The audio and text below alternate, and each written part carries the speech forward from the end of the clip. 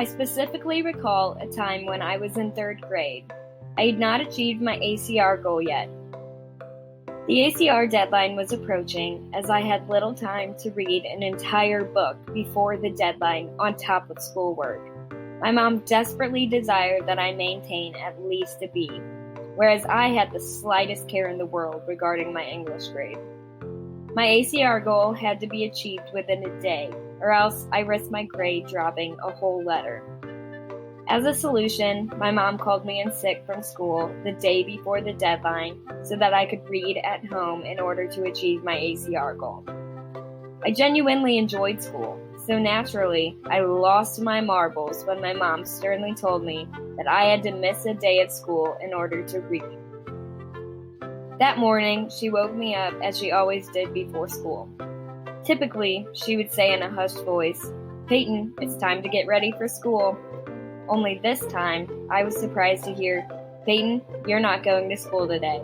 I'm calling you in absence so that you can read all day today because you haven't reached your ACR goal." My heart dropped to the floor as my face began to flush. In my eyes, this felt like a punishment. That day, I grumpily read multiple books, clenching my fists and aggressively turning the pages in the process. The idea of reading all day exasperated me. Because the ACR program and my mom forced me to read, I treated reading as a chore rather than a leisure activity.